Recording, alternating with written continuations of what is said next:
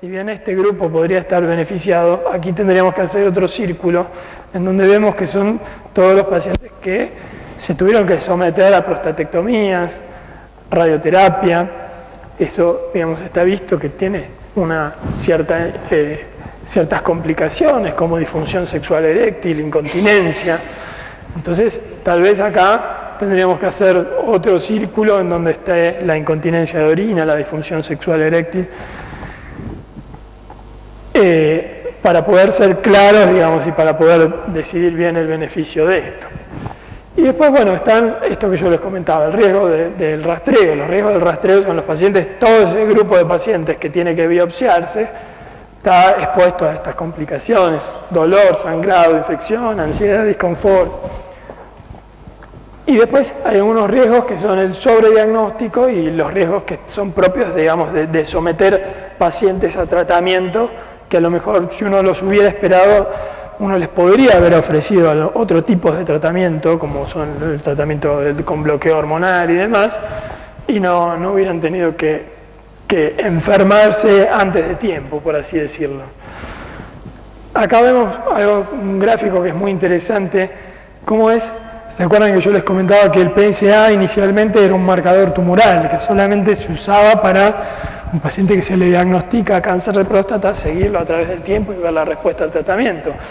Esta es la historia natural de la enfermedad a partir de la introducción del PSA en Estados Unidos como herramienta de rastreo.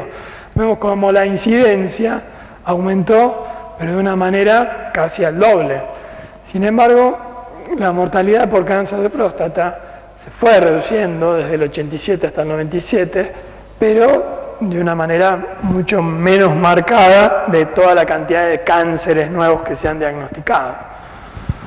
Entonces, bueno, uno dice, ¿qué hago con esto? Bueno, por suerte hay organizaciones que tratan de tomar estos trabajos, que tratan de hacer, digamos, sacar conclusiones de lo que los trabajos de la medicina basada en la evidencia nos dicen, y emiten recomendaciones. Ahora, el problema es que estas sociedades tampoco tienen una recomendación en la cual estén absolutamente de acuerdo, ¿no? ¿Qué nos dice la Sociedad Americana de Cáncer? Propone, digamos, un énfasis en involucrar al paciente en la toma de decisiones. Es decir, uno debería tomarse un tiempo para explicarle al paciente que viene con esa inquietud de hacerse un chequeo bien completito y no se olvida del PSA, en decir, bueno, mire todo esto que puede pasar, todo este problema que usted se puede ligar si decidimos hacerle este estudio. Para los pacientes que lo aceptan, está, digamos, recomendado comenzar a partir de los 50 años con rastreo de PSA, más o menos tacto rectal. Repetir anualmente si el valor es entre 2,5 y 4, o cada 2 años si el valor es menor que 2,5. No ofrecer a pacientes que tengan una expectativa menor a 10 años. Esto ya es una conclusión que en general se repite en la mayoría de las recomendaciones.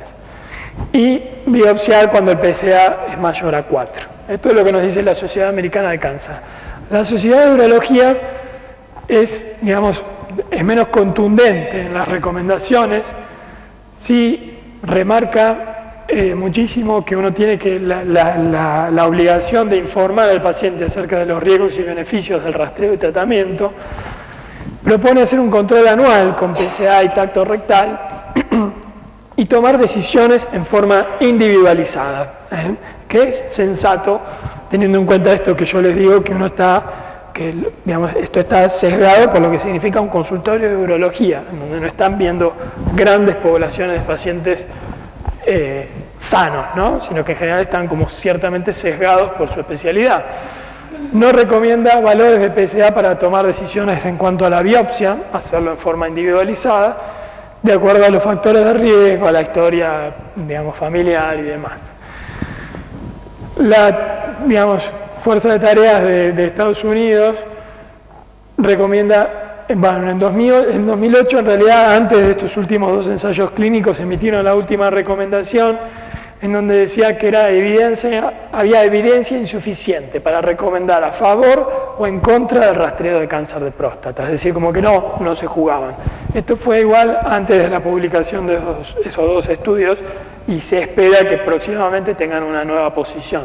Y sí recomienda en contra del rastreo a pacientes mayores de 75, ya que en ese caso los riesgos serían mayores que los beneficios.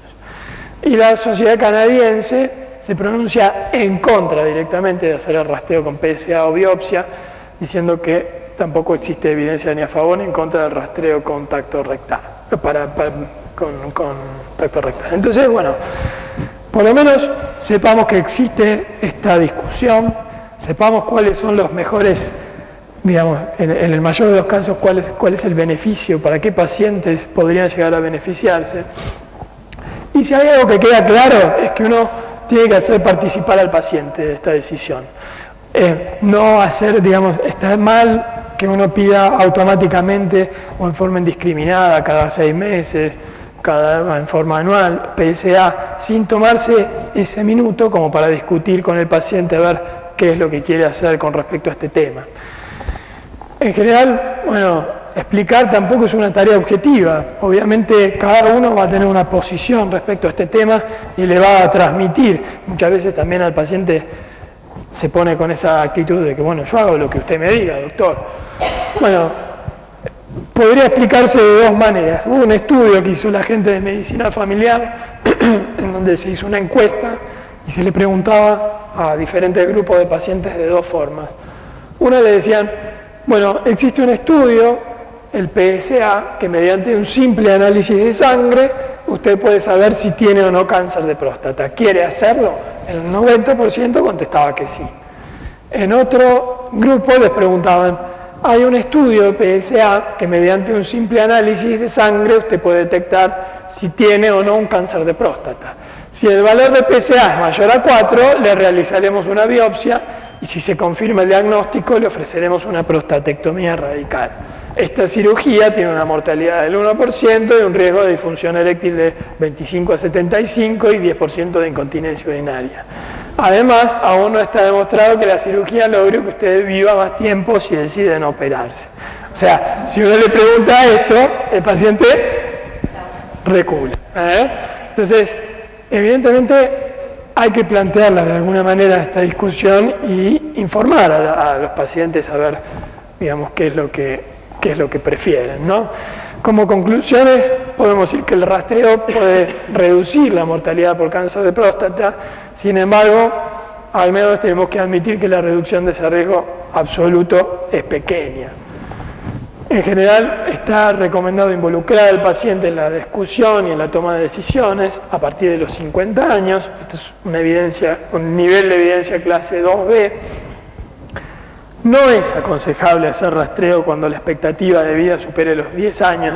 Esto también limita mucho las cantidades de antígenos prostáticos que se le piden a los pacientes de 80 años, que son ancianos, que están frágiles o que han tenido otra comorbilidad que no, intuitivamente enseguida puede darse cuenta que ese paciente tiene una expectativa de vida menor a 10 años. A ese paciente no tiene ningún sentido, no lo voy a ayudar en nada solicitándole un PSA. Y cuando se tomó la decisión de rastrear, es aconsejable hacerlo con PSA con intervalos de 2 a 4 años. Esto podríamos decir que son la evidencia que existe actualmente.